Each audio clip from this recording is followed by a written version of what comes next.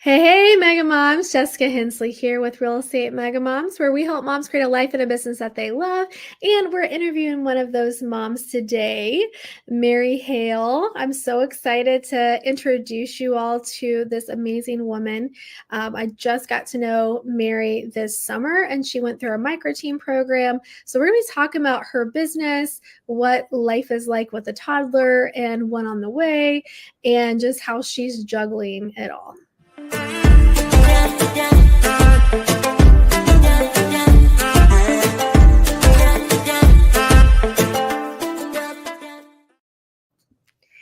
Hey, Mary. Hey.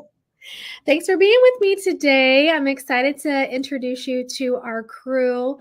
So, Mary, why don't we just start out by talking about you and your business? I think the first thing I like to always talk about is like your origin story. So, what got you into the business?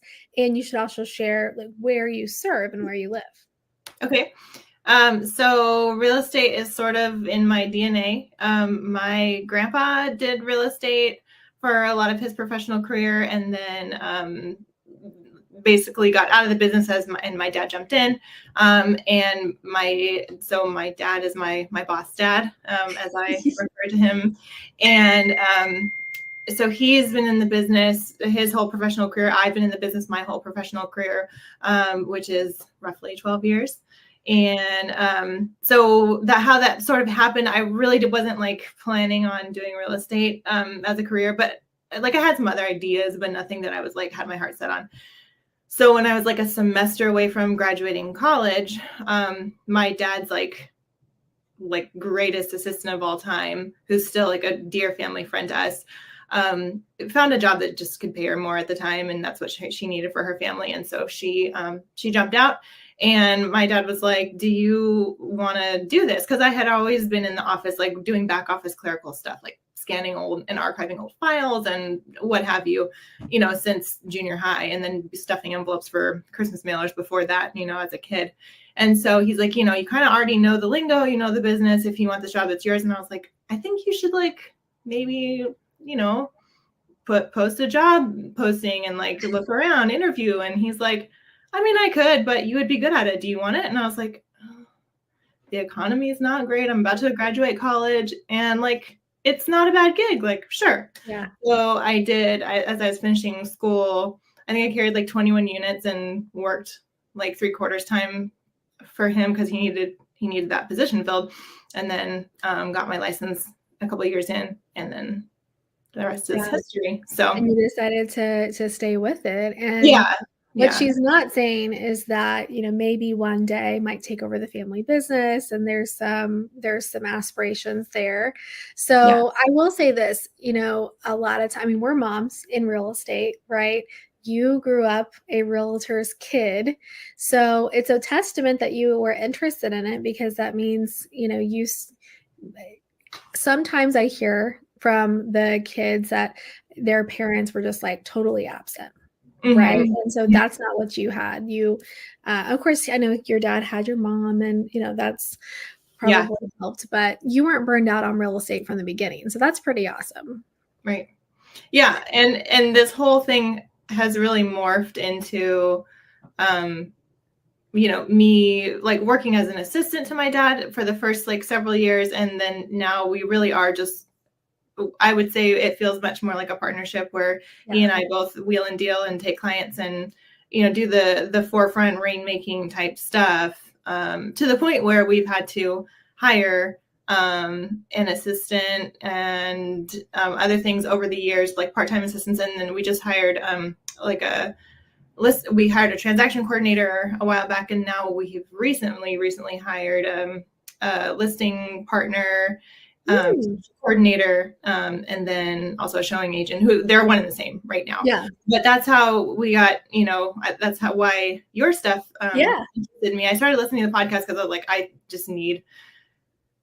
love my dad, and he is amazing, truly, but he's not a mom trying to be a realtor. And so I needed some inspiration, some commiseration, needed to listen to somebody who like gets like the mom life, because my mom stayed at home with us kids when we were small. And so, he didn't have to like do the cooking, cleaning, laundry, and then also work and juggle all that. And so I'm kind of figuring out how to do that. And your podcast was like a little breath of fresh air. And then I realized like, oh, you do this micro team thing. That's kind of the direction that we need to be headed, because, you know, I can't do what my dad did during my growing up years. Like I can't have kids and work 50, 60 plus hours a week. Right. Because he had an amazing partner that was able to fill in the gaps, and you have an amazing partner too. I've met him, and he's awesome. But it is just different, you know, it's different roles for moms and dads. And I think that's kind of blending a little bit more now than probably it did when we were kids. Mm-hmm. But still, you know, it's just so important for us moms. I know for me, I just want to be present. I don't want to miss anything, you know? So it's like, that's sort of why we started this podcast and the group Real Estate Mega Moms, is so we could share that, you know, you don't have to choose, you can do both. And you can do both really, really well. Right. And you have discovered that. I'm so excited for you. I'm going to share. 6 months ago, I would have not told you that. Like I was thinking that I was going to, because I have a baby on the way, I'm doing May.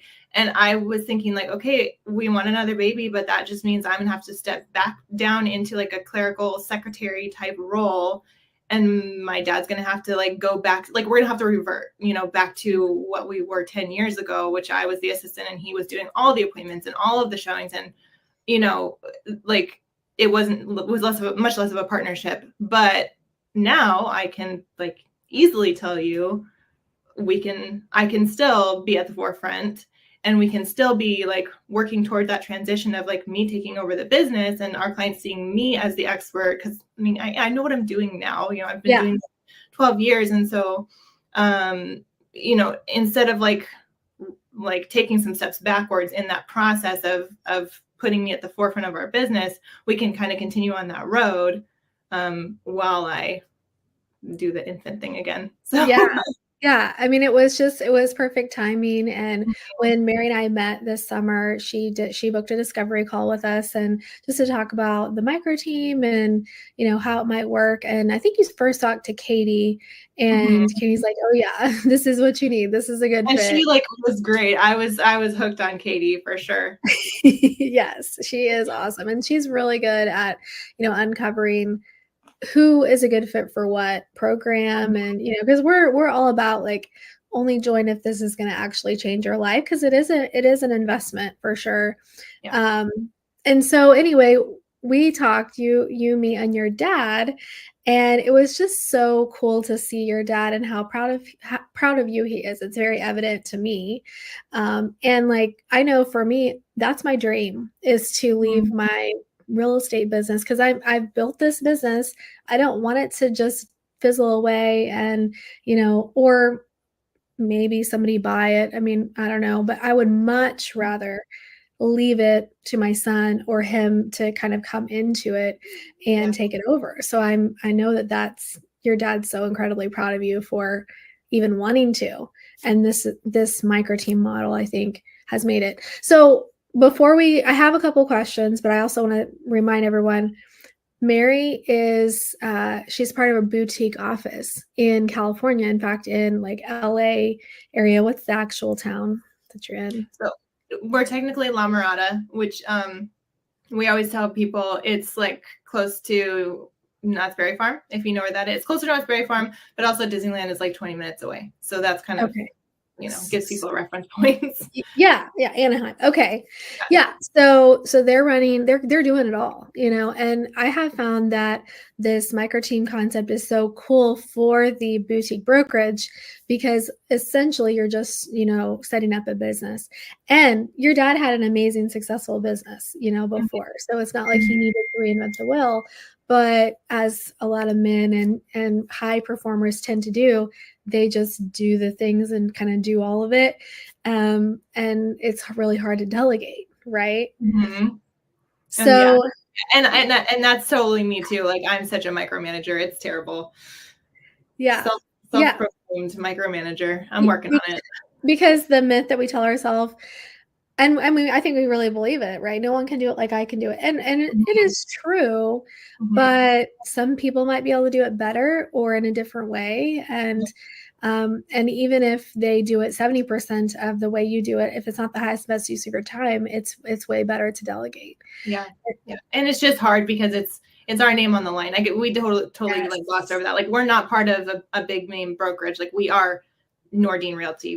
That's my maiden name. And so yeah, it's really just him and I. We have like one other agent that works under us, but it is not, doing business at the volume that we are. So yeah, everything comes back on Vance Nordine or Mary Nordine Hale. So Yeah. And you were working. So before we had our discovery call, I remember you sharing that the success level you guys were at, you were working, wasn't it 40 or more hours a week? I mean, mm-hmm.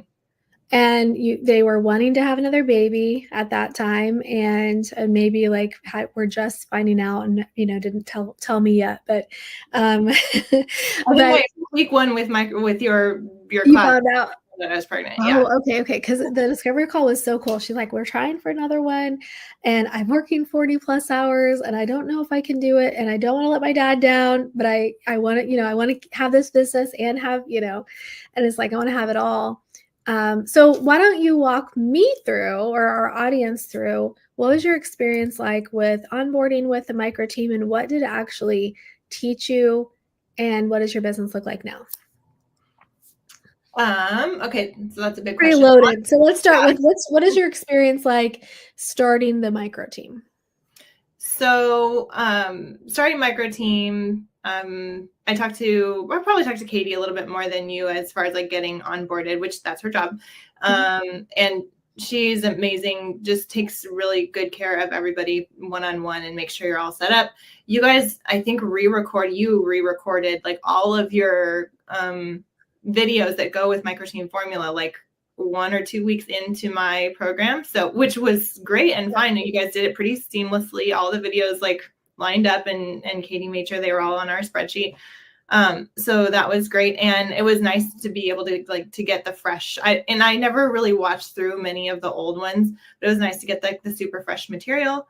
And it's all super relevant because it's current. And trying to think what else for onboard. Oh, and then like doing the you have the option, you could do Zoom calls, like group coaching calls once or twice. Mhm. And you Oh, guys changed up the format a little bit. So now it's like the first one of the week is for the team leaders. And then the second one is like you can bring on if you have a micro team already or members of a micro team, you can bring them in and have them chat too. yes. I never actually did that because our listing coordinator / showing agent is so new to our team. And like, it was one of those, like, we knew we got a really great person. And so we had to and we needed her help desperately. So we hired her and added her to our team. And then I was kind of going back and having to go do the cleanup of okay, now let's put a system in place and let's get some action Yeah.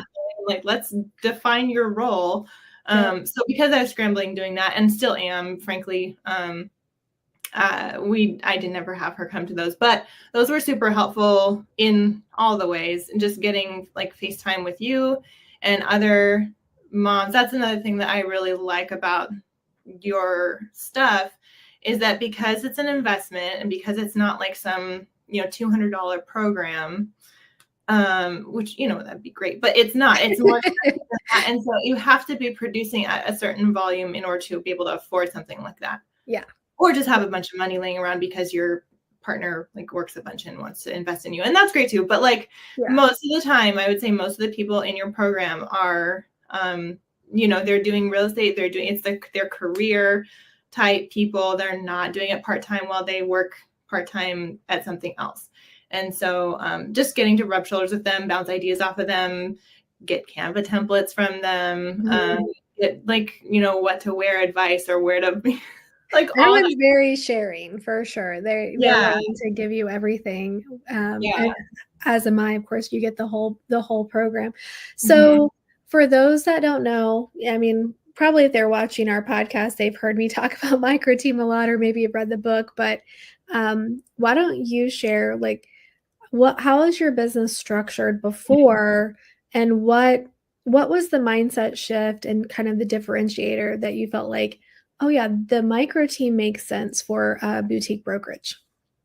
Yeah. So before, for the past, 10 years, really, my dad and I have functioned almost as like a uniperson. We share an email address. I go straight for him. He goes straight for me, like for emails and stuff. And I just, hey, I'm signing this for you. And like on emails, nothing legal, but, we always are in the know on all of our deals. So when you talk to one of us, it's like talking to both of us, and we, function as this uniperson, which is fairly easy to do when your boss is your dad and you think alike and you just know each other really well. And it's not so easy to do when you add a third person. And we needed a third person, so we added this licensed agent who we actually sold her house like 8 or 9 years ago, and she was great. And then she got her license a few years back, we noticed, because she signed up for like another like coaching type program that we had some affiliation with. And so we saw her like sending out like their material, and we're like, hey, she got her license. And so we hired her on, and then we're like, we gotta hire her. Like, she's ready to join our team, but we got to figure out the details. And three's a crowd when you're trying to be a uniperson. And so we knew we needed a system where like certain things were delegated to her, and we were still, we could still sort of be a uniperson, but she had separate things that she was in charge of, and we had to define all that. And then, what was I going to say? Oh, we also it was very important to us that we are the face of the business still, and she is not, which sounds kind of terrible. I mean, I'm getting used to saying it, and I'm like, I need to find a better way to say it. But the truth is, like, it's our business. It's my dad's business, and someday will be my business. And I don't want those clients to come back and call her cell phone when they're ready to transact again. I want them to call my cell phone or call my brokerage, office number or my email.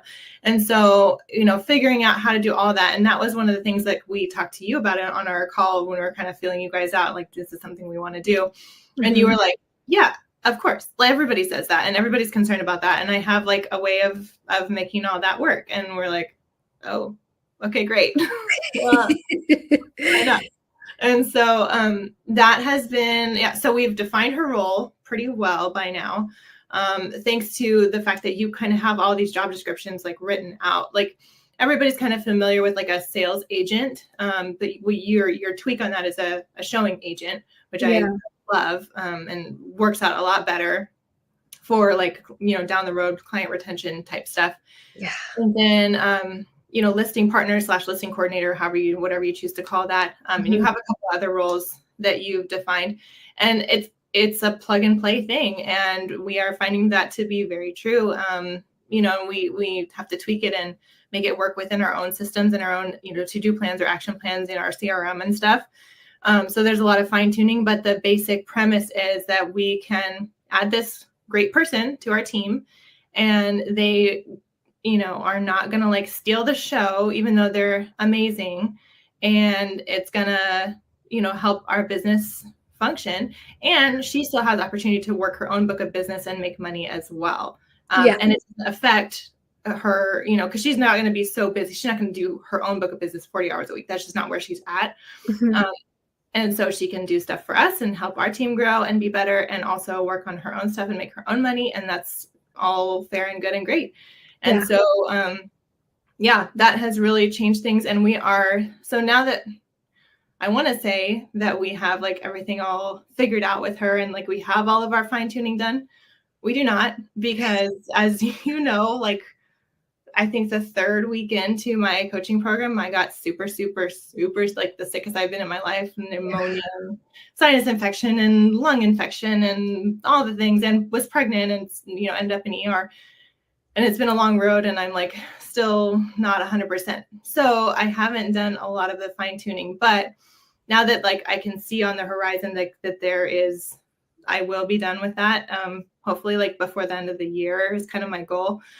Now we have to look into the future and say, okay, in 4.5 months, I'm going to have an infant and I'm going to be wanting to cut back my hours significantly. Yeah. So what is our next hire? And so because of micro team formula, we've been able to figure out what that needs to be, and kind of how to go about not only like defining what that person will do and how they'll fit into our team, but like literally how to hire them. Yeah. We'll have materials on like how to post a job description, how to write a good job description, how to kind of vet people, and tips and tricks on how to feel people out. And so I feel really prepared to take that next step in the next couple of months and get an assistant up and running for us.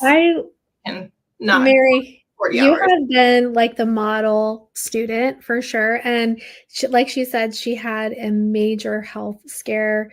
And of course, that was all while she was pregnant too. So that just compounds everything. And so you've been on our heart and praying for you through that time. But even with that, like, I don't even think you missed a week. You might have missed 1 week, but she was there, but sometimes not with the camera on because she's like, I'm here, but I'm not feeling good. But you were so dedicated to, and I know it's because you want to be a good steward of your dad's investment because, it was part of the brokerage we're going to invest in this program. And you're like, I'm going to make sure that we're getting our money's worth and we're going to, see the results we want. So I feel like are a testament to the program working for you. But also while she was sick, she did mention, or Mary mentioned that, having the micro team already in place was a huge help, right? Because that the girl that you guys hired, she knew what to do.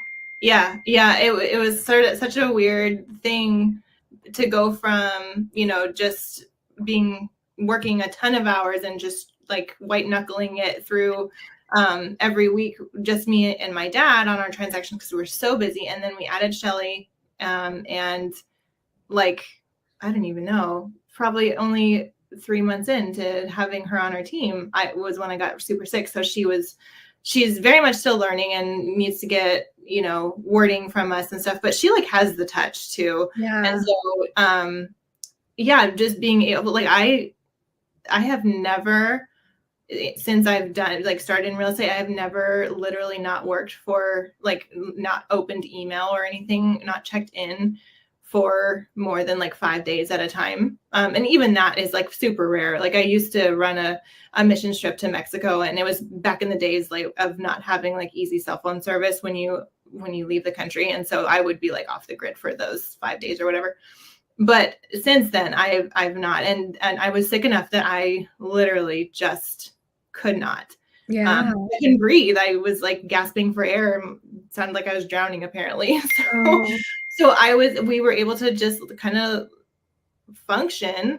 And I know that my dad worked a lot of extra hours to like keep things rolling, but like our deals didn't fall apart. Yeah. Like our clients, I don't think had a huge sense of like, oh, what's going on? I'm not being reached out to as often as I need to be and stuff like that. So yeah, I mean, it worked, and it was squeaky, right? It was like, we felt like it was a little bumpy ride, I'm sure, because our team is so fresh and new, and it's not like a well-oiled machine yet, but it was a heck of a lot better than not having a team if at you all. didn't have, if you didn't have the blueprint.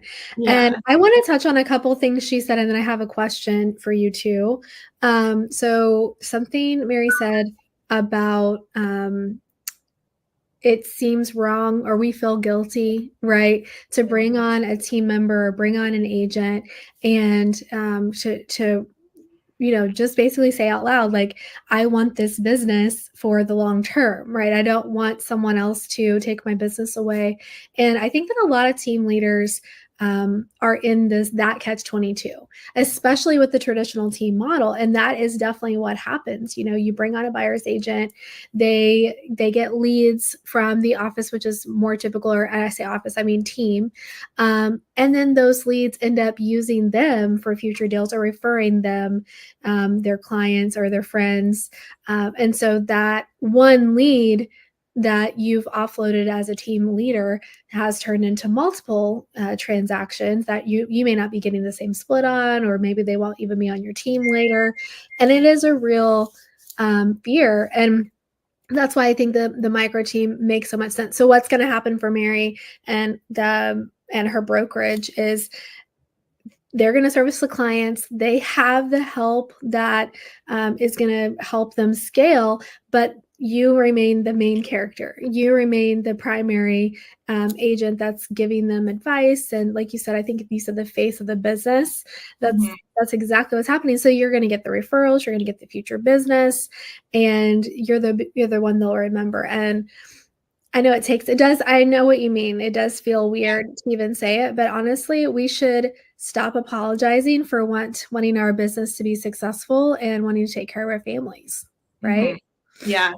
Yeah. And that's becoming like the more forefront thing that I think about too, because I used to, like, as a Christian and as a human that like ponders things, I guess, you want a job that's fulfilling. Yep. And a job that makes you feel like you're making the world a better place. That's really something that's been important to my husband and I. Like he does his own, he owns his own videography company, and his like kind of one of his taglines or slogans is like, you make the world better, we show that off. I like that. And so he really wants to work with like nonprofits and people that are just like doing good work in the world and like showing that off, because if you watch the news, it's depressing, and you can just really easily get to thinking that the world is a pretty bleak place to live right now. And like, that's probably true, but it's also true that like things are like historically a lot better than they used to be. There's a lot less violence in the world than there used to be. And so, the world like has a lot of good. And so we want to be a part of that and be pushing the needle towards good. Right. And, so I used to like kind of hang on maybe a little bit too much to that, like those moments of like handing keys to like the first time home buyers. And like, to be honest, that's still like one of the most like precious parts of this job. I love helping first time like families like get into a place, because I bought my home and I just remember like the shift of like, I this is mine, like this is ours. It's just so life-changing to be a homeowner in any capacity. And so I used to really like almost like exist in my career for that feeling. And I still really relish that. But the truth of the matter is I get to do that. I get to do an honest job in the business and like be somebody that's going to like fairly represent my clients and do a really good job and like serve them really well and fulfill my fiduciary duties. But the other half of that is that I'm taking care of my family, and not just like earning a paycheck, but I'm building a business that will serve me into, my retirement, whatever I say that in quotes, because whatever that looks like, because my family doesn't really retire. We don't know what to do with us. But, it's building wealth for my future, and hopefully my future generations, and being able to help my kids in the way that my parents have been able to help me. And it's super important. Both of those things existing at the same time, doing good in the world, doing an honest and fair job, helping people on their journey, and also like building the life and legacy and the legacy for my family. Yeah. And I mean, I know there's statistics out there, but don't they say like the third generation is typically the generation to lose the business? And I mean, maybe I should go back and say I'm the fourth generation, because my great grandpa did work he didn't actually, like, it wasn't his main career, but he did work in real estate for a while. And so maybe if I don't lose it, then maybe it'll be. You're not going to lose it. But so that's my point. Like, you are. I think the reason the third generation is the generation to lose it is because they're so removed from the struggle and they're so removed from the business, right? There's just the entitlement, and that's not where you exist. It's like, I'm going to do a good job for my clients, for my business, for my family, and maybe you'll get a handed on to Stephanie one day, or. But I think I'm going to have to fight her dad, because she really likes music and and so I don't know. Team real estate or team video photography. I don't know, but luckily you guys know what you're gonna have too now. So yeah, right. So we can each maybe. Exactly. But yeah, and I feel like those things feed each other, right? Like the desire to do a good job and do good in the world, like if that can also feed me, like literally, feed my family and like help me build a legacy and wealth, then I'm motivated to keep doing a good job so that I keep bringing in business and I keep building my legacy. So I think it's such a cool thing, and it's such a privilege to be able to for that to be my career instead of just having a job where I'm only able to earn a paycheck. Yes, yes. Okay, I just have a couple more questions, and then I'll let you go. I know we're at our 30-minute mark, but Mary, how much time do you think enrolling in this program saved you versus having to just figure it out and navigate on your own? A whole lot. I almost have to think of it in terms of like how many hours a week. I would say like right now 5 to 10 hours a week, because we are growing and figuring things out so much. Yeah, I would say that's probably my weekly time savings. Yeah. I don't know what that will accumulate to. It probably will. Do you think it would have taken you the 12 weeks that it did during the program, or would it have taken you more like 6 months, a year, or would you have ever arrived at the model that we have, you think? Or we may have arrived at something similar, but it would have taken a year easily. And it was such a catalyst because, when my dad and I were talking after he signed up for this, he said, I've kind of done this before, because he has always had at least an assistant or like a secretary. Yeah. Back in the day, it was a secretary. Now it's an assistant. Yeah. But, he's always had like a team, but he's never quite had, he's never had a license besides me. He's never had a licensed agent working in tandem with him. So you showing us, your program showing us how to do that would have taken a long time to figure out and fine tune. Yeah. And so this was like, we were ready for it. We knew we had already like taken the steps in hiring this, new team member to do it, but we knew we had to figure it out. And so you were the catalyst for making that actually happen in a reasonable amount of time instead of it taking forever and possibly really frustrating our new team member and frustrating ourselves and things like that along the way. Yeah. Okay. And last question. If somebody is watching this and they are considering joining our micro team, what would you tell them? I would say do it, but be prepared to put the work in, because, I don't know if I can say this on the podcast, but say it. I always tell my dad and I tell myself, don't should all over yourself. Yes. No, if you join something like micro teams, and you join a coaching program, if you put the money in, then you got to put the time in, because otherwise you're just going to should all over yourself and say like, oh, I really should be, putting this into practice. And like, it's going to be messy, and it's not going to feel like it's all like smooth. It will feel smoother than it would if you were trying to do it yourself, right? Because like you have all these tools and stuff that help, smooth out that bumpy road. But yes, do it, and like just like for reals, do it as fully as you can, because then you won't have any regrets. And just kind of like imagine like where could you be in 3, 4, 6 months from the day that you start something like this. It could be really cool. Because really cool. You were working 40 hours before or more, and now that you're going to have your baby and you have this implemented, what do you expect your time in the business to look like? So my goal is 20 hours a week.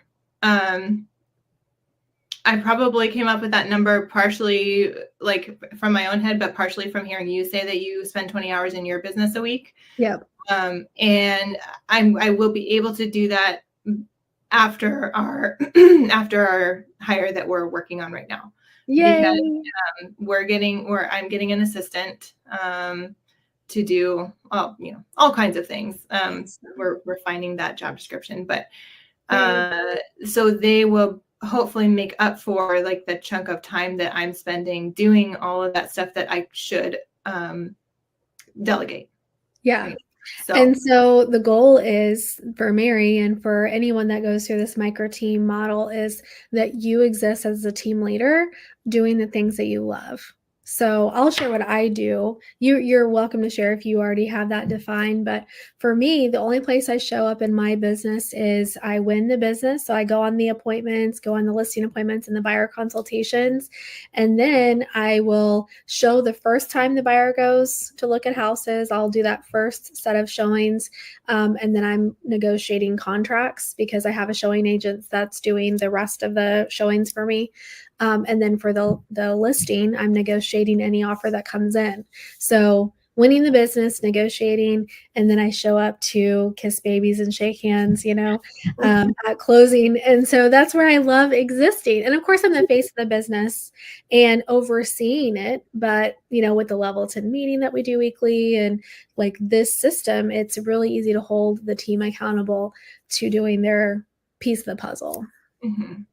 That's the dream. I'm not there yet at all. But that's the dream. I'm playing catch up from putting all the systems into place and recovering from my major health stuff. But yeah, I really truly think that there is, I am very hopeful that by the time this baby comes or, enters, makes its exit entrance, that will be the space I can exist in, and that my hours will be spent actually FaceTime with clients. Yeah.